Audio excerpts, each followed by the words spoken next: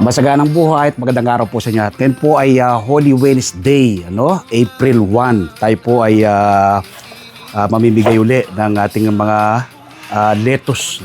Ito pong mga lettuce natin ito ay Kratky method. So ito po sa styro box lang siya. At ito pong tubig dito ay steady lamang.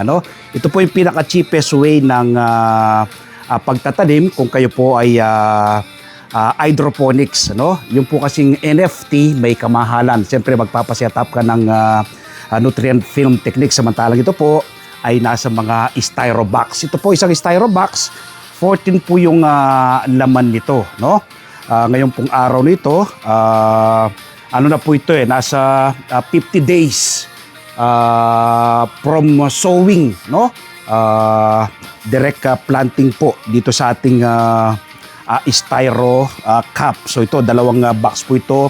Tapos meron po tayo yung sa aking indoor naman, pamimigay din po natin yan. So yan, ito po, So ito nga sa ating indoor, nandun po sa kabila. Ang ganda po ng ugat, papakita ko po sa inyo yung ugat ng ating, ayan, puting-puti po, ibig sabihin, pag ganyan, maganda po yung nutrients, Ang ginagamit ko po kasing nutrient solution dito ay Nutrihydro. Galing po kay Sir Chris and Ma'am Chari Tuazon, yan. So ito pamimigay po natin sa ating mga kapitbahay ito. More or less po ito nasa nasa siguro mga 150 heads na lettuce yung ating pamimigay ngayon. Na-harvesting ko na lahat yan. Yung sa paligid ko naman yan, nakapaikot na yan. Ano naman po yan, butchoy naman po yung ating mga tanim. I-short tour ko po kayo. So ito yung pamimigay natin, Yan, NF Kratky method.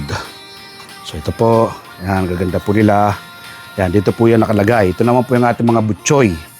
Yan, mga butchoy po yan sa gilid ng ating garden. Ganda po yan, butchoy.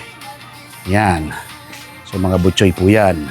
Ito pa po yung ating mga pamimigay. Gaya ng banggit ko, mga 150 heads po siguro lahat yan, mga ating pamimigay ngayong araw na to, Yan, gaganda po nila. Ito po yung nasa indoor naman po ito, Pinalaki po natin ito sa magitan ng grow lights.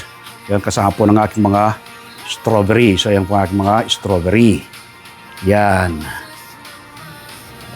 So, mula po nung tayo ay pumasok sa hydroponics method of farming, lahat po ng majority po sa mga ina-harvest natin, yung sobra-sobra po sa aming pangangailangan ay aking pinamimigay sa ating mga kapitbahay. So, ito, hintayin ko na lamang. Nag-announce na po ako sa aming GC, nagtakda po ako ng oras.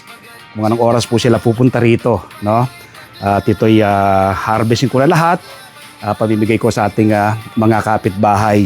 So muli po akong nag-i-encourage sa inyo na magtanim po ng yung sariling pagkain. Ano po bang makukuha po ninyo kapag kayo nagtatanim ng sariling pagkain? Una po, makakatipid ka.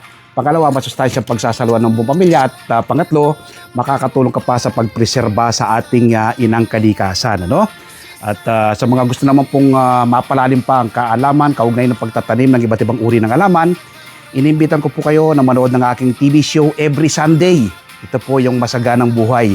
Napapanood po alas 7 hanggang alas 8 ng umaga sa 1PH, Signal TV, Channel 1 ng TV5. Napapanood po sa RPTV, YouTube at Facebook. Kapag araw ng puno Martes, umaga po kayo kopya ng Pilipinos Tangaryon. Meron po akong column dyan Isinusuot ko po sa aking column ang iba't ibang do-it-yourself tips at iba pang sekreto sa pagsasaka sa Facebook page, Facebook profile, TikTok. Nagbabahagi rin po tayo ng kaalaman. At yung hindi pa po nakasubscribe sa aking YouTube channel, ang Magsaka Reporter, mag-subscribe na po kayo.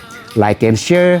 Click the bell button sa kanan. Mindful po kayo kapag may mga bago kong video upload, video tutorial upang ma-share ko po sa inyo ang pahiram na talento ng ating Panginoon. Yung mga gusto po palang magpa-customize ng greenhouse, o kaya po yung aquaponics, greenhouse, indoor and outdoor. Aquaponics naman ay may kasama na ng isda na hito at tilapia. Mamimili po kayo kung ano pong gusto nyo doon, 100 heads na tilapia. I-text nyo lang po ako, sa 0917-867-5197. Text lang po, huwag pong tawag. Dadalhin ko po kayo sa tamang tao na gagawa ng yung dream greenhouse. Nang sa ganun po, ay hindi po kayo mabudol. So, happy farming po! Bye-bye! God bless! Bye-bye!